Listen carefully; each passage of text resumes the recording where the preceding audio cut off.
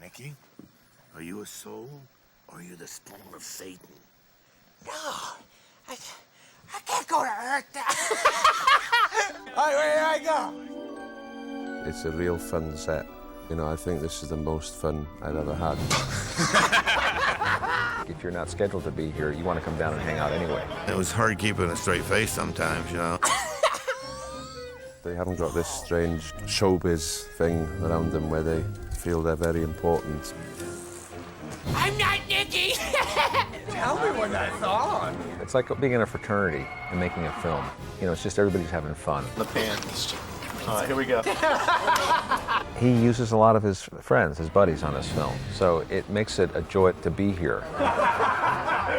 Friends helping friends, but Adam's the key to it all. You have to listen to me, as usual, bro. You know, I love all my buddies, so we try to write them parts just to make sure we get to hang out with them as much as we can. Hey.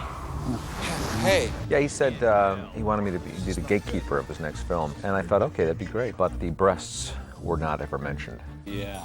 And they're all killer roles. There's no walkthroughs or anything. Each one just sort of has something to it. We are all gonna die! Whoever's playing the part, we gear it towards them a little more.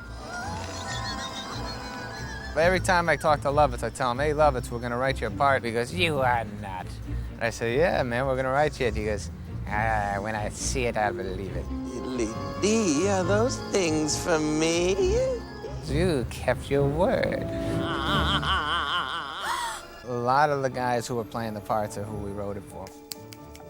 Tiny, we wrote it for. Always thought Tiny Lister was very funny. Could you concentrate for 5 seconds? I am concentrate, man. Carvey's in it, he's funny as hell. I said, Carvey, I think we're writing you a part in this movie. Who gives a shit? I hope you want to do it. He said, hey, I trust you guys. Whatever you want me to do, I'll do it. He broke his ankle doing the damn movie. I had to go to the hospital with him that night and feel guilty for a couple of weeks. This used to happen to me a lot when I was younger, but without the lava. Alan Covert, we like to humiliate as much as we can, and the reason I think we were excited about this movie, he had to shave half of his head. I'm freaked out. Oh yeah, I told him he should gain weight for the part, like 40 pounds or something. He goes, why? And I said, I just think it would be funnier. And he goes, are you serious? And I said, just give it a shot. You know, he's like, give it a shot? I mean, if I do it, I'm committed to this. And I said, yeah, I think it's gonna be funnier that way. Why is that funny? I don't know. Jesus Christ, I'm gonna fucking vomit. Something about Patricia and her acting and her character made you believe that this guy could have a love affair on Earth. I can give you the power. She's unbelievable because she's got such a great attitude and she's such a great presence on the set. And then when she works, she's so open and so fearless. Really exciting actress to work with, you know, unbelievable. You know, from this angle, you're kind of cute. Reese, man, I saw him do some work and I thought he was funny. And we loved him as a guy. And he said, oh, I'd love to do this part. We said, well, all right, then you should do it. That's why I'm in this business. When we were writing the movie, we were sitting around going, ooh, wouldn't it be nice for Harvey Keitel to play the devil? He was our first choice by far. We sent it to him in Turkey, I think. We faxed it to him. This was a very difficult decision. We got a message a few days later, you know, Morse code or something. Harvey said yes from Turkey. Hallelujah. He really has this incredible comic side that he doesn't get to do a lot of broad comedy, and he really loves it. Son, do the best. He's hardcore. No frontal nudity for him in this film, but he does a good job anyway. You are the best devil, sir! The best devil! We were thinking about him being like a Long Island dad, you know, family first type of guy. You're such a handsome boy. Who else? Rodney Dangerfield, we wrote that part for Rodney. Even in hell, I get no respect. That's a great man. He's the man that I definitely talked about the most growing up. In fact, you look like my first wife. Only she had more hair. He was the first guy I sat around and memorized all his jokes and his records and watched everything he did. The last time I saw a pair of jugs that big, 2 hillbillies were blowing on them. If you ever get in trouble and your chips are down, you have no one to turn to, and you think the world is over, Ozzy Osbourne. Ozzy? Holy shit. Let the madness begin. That was just the business, meeting Ozzy. Well, I was like so excited that Ozzy was there that I was hiding behind Anna. Oh my God, that's Ozzy. Ozzy's here, you guys. Look, that's Ozzy. I was in awe when he came to the set. He really would like shock people when he was on the set. People would just like, First of all, everyone was talking about it for months before he ever got there. I've never seen so many people actually go to where we're shooting. Everyone was trying to get a glimpse of Ozzy. when we were writing the script, we were like hanging out, trying to come up with a better ending. Because there's got to be something in that ball. We're talking about it being a bat. Maybe Ozzy Osbourne could come out and bite the bat's head off. Oh my God, that actually could be unbelievable. Perfect. It's like the one evil brother turns into a bat. Here's Ozzy Osbourne, who is known for biting the head off of a bat. The only thing holding us back was like, I hope Ozzy wants to do it. I don't want to do it. I'm so scared to go to movies. I said, on my rock and roll thing, that's one thing, but I'm not an actor, you know. Whereas when I come along to the set, I was pleasantly surprised that if you do it wrong, they just do it again until you get it right. Very good. That was f***ing crap. Is that right? Yeah. Is that fat? Yeah. I'm not going to be an invisible man blowjob here.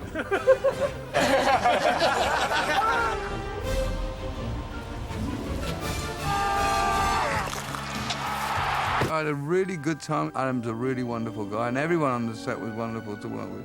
But don't blink too much, because you might miss me. Here, kill him with this. I'd love to show him my world. You know, he has this uncanny knack of befriending talented people. I like being around people who are excited to work on something we're doing. He knows how to have a good time, and that's why I think he enjoys working so much. And I better be in your next movie, you hear what I'm saying? Don't try to forget me. Don't change your phone number. I will find you. I will seek you out. I'm a stalker. Okay, I'm back to normal. Oh! Hey, pal. Welcome. Welcome to what? Hell. I think probably the main issues of designing Little Nicky was just to create a believable hell. I deserve this! And a couple other smaller sets. We did a train station that was supposed to be for New York, a subway station. The apartment that he moves into is a New York, East Village apartment that we built. But probably half of it was hell. Certainly the biggest sets were hell. We didn't want to do anything goofy. We didn't want to depict hell as guys in red devil suits with pitchforks. We took hell very seriously. Instead of making it goofy hell or funny hell, it's just hell. It's like serious hell. We looked at these Bosch paintings, which were just incredibly dark, and they had surreal elements to them. So that was great to be able to go back and look at how other artists had sort of pictured hell. We had the three main sets. We had the gates of hell, and there's the gatekeeper. Now you can see just sort of a huge, massive, dark cave pit with almost cave-like stalagmite forms. We wanted to really make it feel tough and pretty hardcore. There were things you could get impaled on, like there's a lot of real spiny looking things. We wanted to make it feel hot, dark, claustrophobic, and kind of terrible. Wow! I wanted people to look at it and go, that's hell, whoa.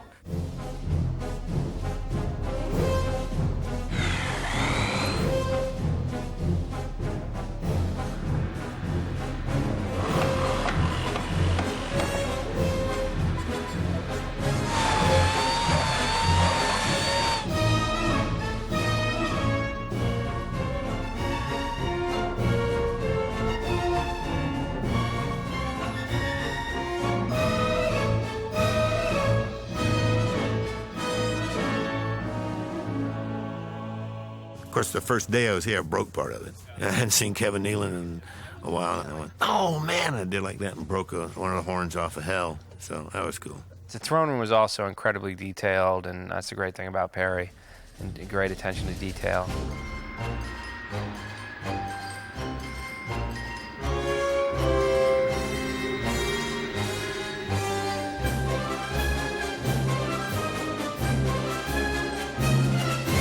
At the end of the movie, when hell breaks forth up into Central Park, there are these big spiny spikes that bust out with fire and smoke. Yeah! You felt like you'd seen that and that was familiar, and now here it is, like burning and coming up out of the ground. Soon you will see things more horrible than you can imagine. Well, you walk onto it and you think, this isn't a movie, it's a rock concert. Because it really looked like a concert set. There was really a stage. I definitely had a feeling of this being almost like one of the concerts in the park, except for like the hell bad version.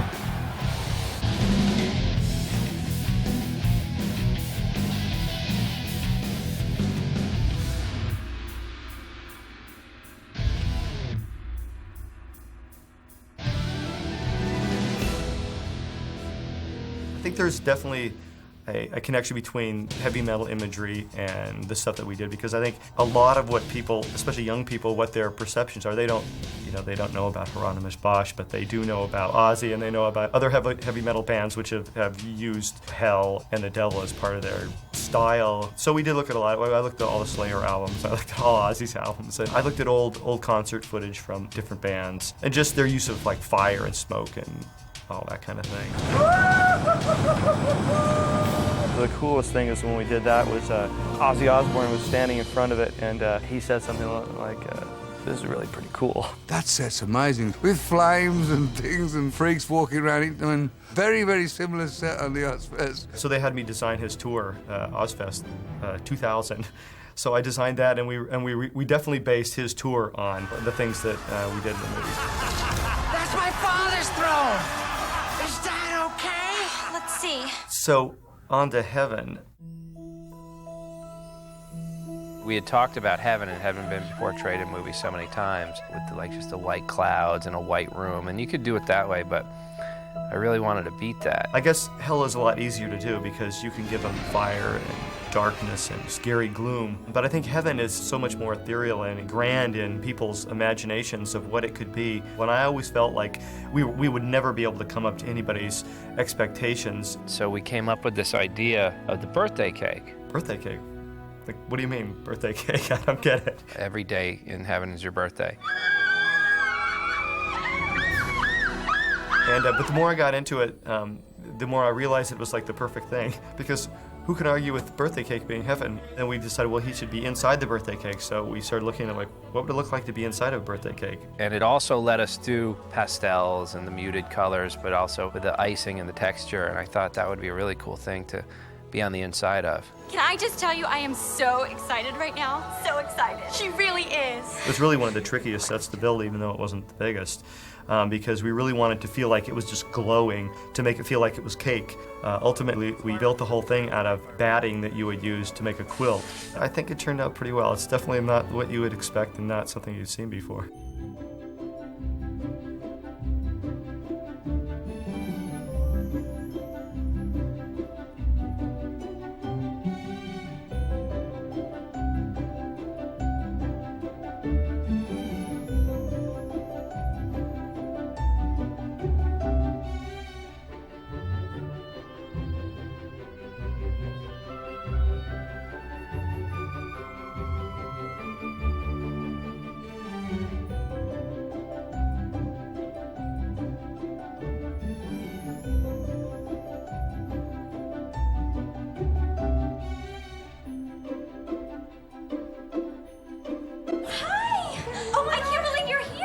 I'm really happy with it because it's a little out there. It's a little weird on top of being funny and accessible. It's just bizarre. I mean, it has some of my favorite elements of movies that I've always wanted to do, you know, like Willy Wonka and the Chocolate Factory. I mean, fantastic sets. Okay, kids, enjoy your new home. No. Wow! Holy shit! I'm using just about everything, from matte paintings to comps and miniatures and simple opticals. Those are all terms that I've just learned, so I wanted to impress you with them. Adam and Steven were very interesting to work with. They haven't been involved with a great many visual effects projects. Their only main request was more creatures, more fires, more this, more that. Most of the films that I've done are more action shows. Here, you have to change your hat, and you want to make it fun. Even if it's somebody getting hit by a bus, well, it's Adam Sandler, and he can kind of sell that. You were gone 10 seconds. What happened? There's a little bit of cartoony style that we've been doing. Well, it's a comedy, so you got to make it look a little bit more electric, a little bit crazy. That's insane! While we were writing the movie, we would write another flying scene or a stunt, and I'd say, Adam's going to be in a harness in about 5 months from now, yelling down at me, and I'm going to be laughing at him. Lo and behold, that happened.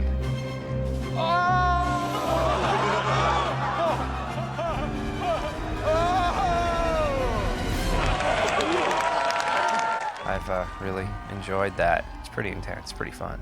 Glad I'm not doing it. You know, it's taken us all by surprise. I think none of us have done stunts before, so we're all sort of finding it amusing but scary at times, you know. And jumping off a cliff once is okay, but when you have to do it 10 times, it's all surprisingly low tech.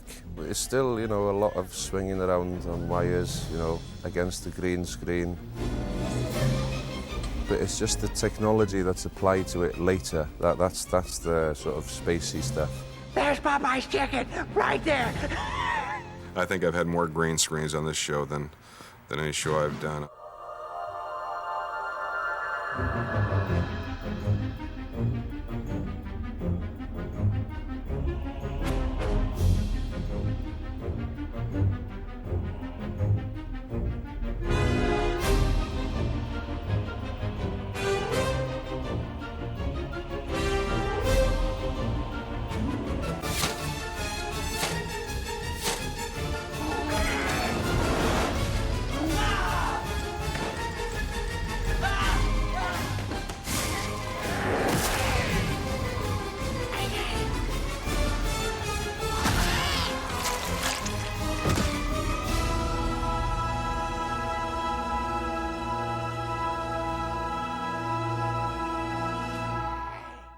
A lot of cool things on that film. I mean, the other one is the arms and lips. Hello.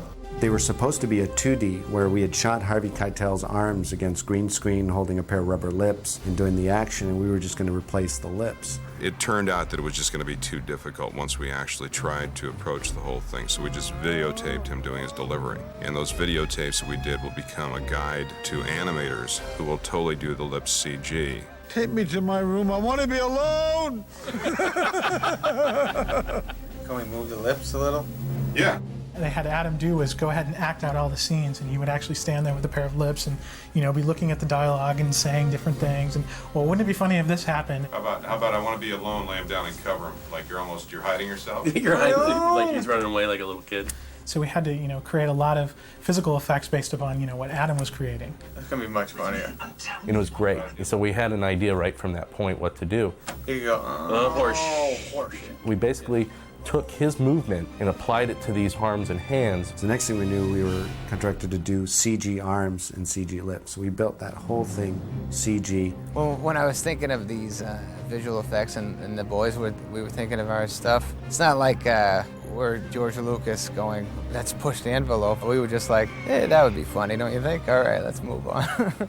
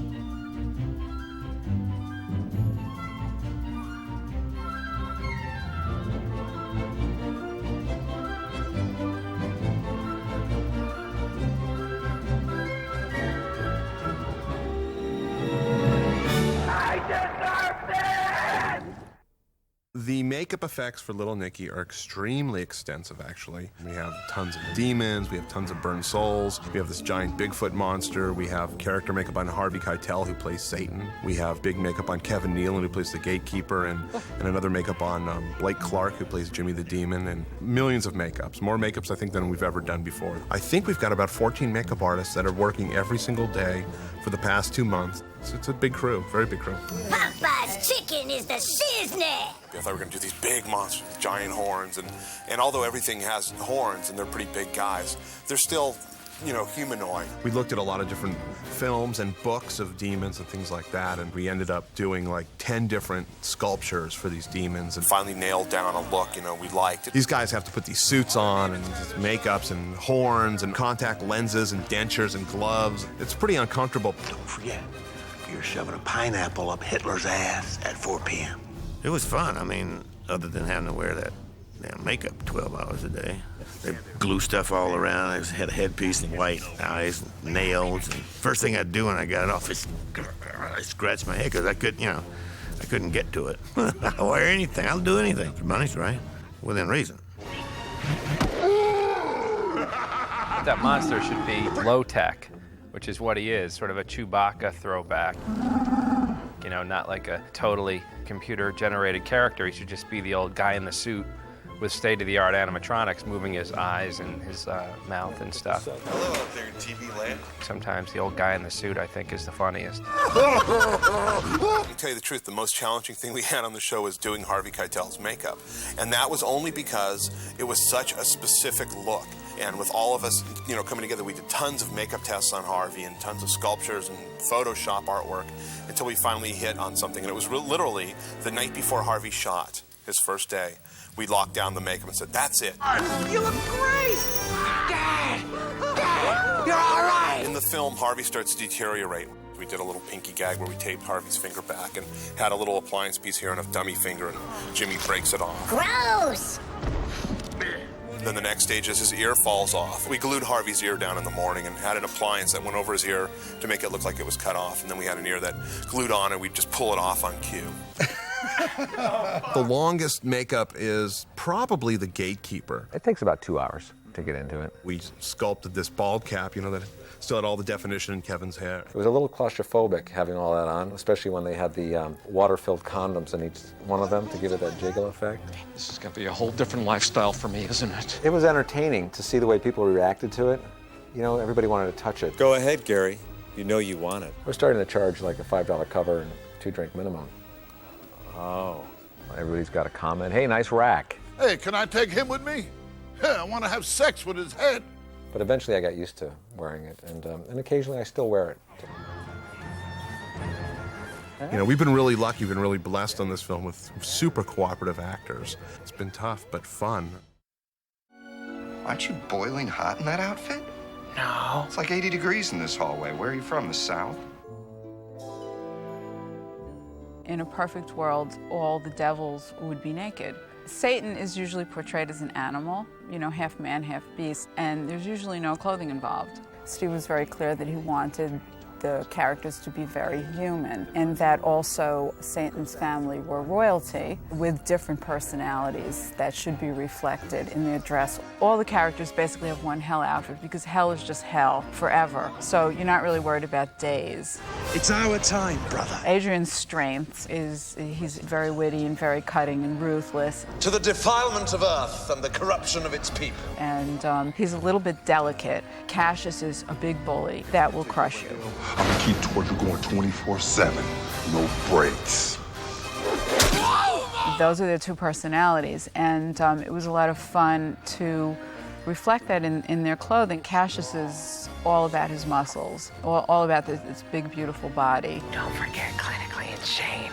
And there's something very warrior-like about Cassius's clothing. Let's see what you got. Whereas Adrian's clothing is much more swish. And there's something delicious about Adrian. Hello, Mr. Devil. I like your cape.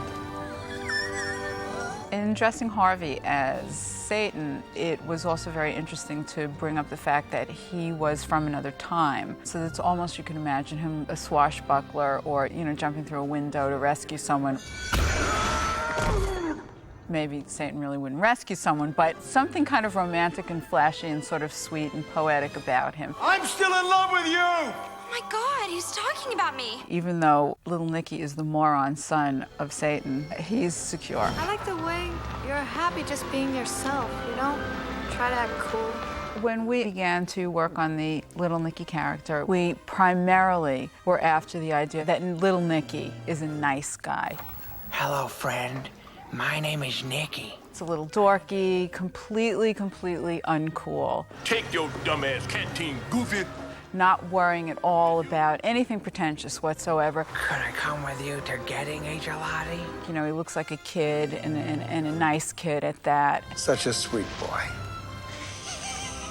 You look at him and you know exactly what he is. We were thinking of not making him look like an authentic metal guy, but more of a guy who, a wannabe kind of guy. And his hair, he's trying to look cool, but it doesn't look that cool. The look he fashioned from someone he knew in high school. I'm sure we know people like that in every high school or every town that's, you know, shy guy like that you have like a soft spot for that hides behind his hair. He definitely wanted to have that hair to push away from his face.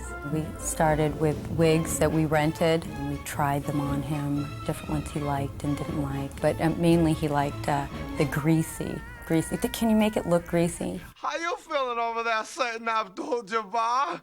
A little strange.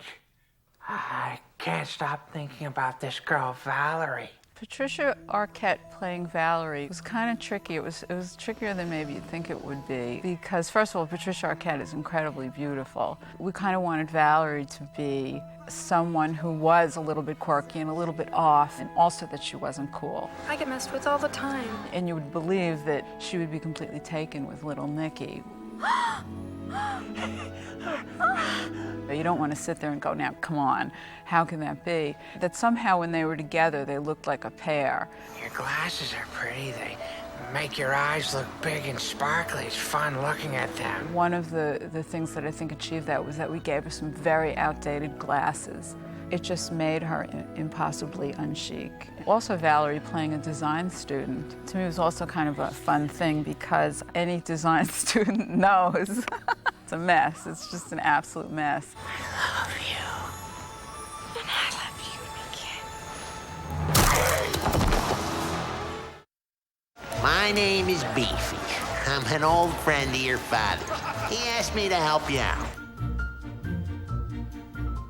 Oh, they have all kinds of nice shots that you really enjoy training, like lifting their leg and peeing on cue and taking a dump, humping a dog in an alley. And I love you. Well, I think the biggest challenge that from the beginning was the fact that they wanted to use a bulldog. He has to look up at people at certain times and relate to people and act in the movie so that he's selling visually what he's saying. Making friends already. The dog was great. The dog was so great, it was scary. Just like great on one take. Move on, the dog was perfect. That's great. That's a good one. Come on, slide right on Ain't in. me, moron. Sorry, One shot in particular, they come around a corner and they're walking down the street. Now, we don't have him moving his mouth at that time, but we are throwing looks. Really what that takes to do that type of thing is some of the basic behaviors that we use in the business. You train the dog to go with, watch the actor, and you start small and you just combine all those behaviors and you bring it all together and it's the end result. Take him to the hole, Nicky. I mean, woof, woof. What they do now for talking animals is you actually have to keep their mouth shut. And as you can see, now that's difficult with a bulldog to begin with.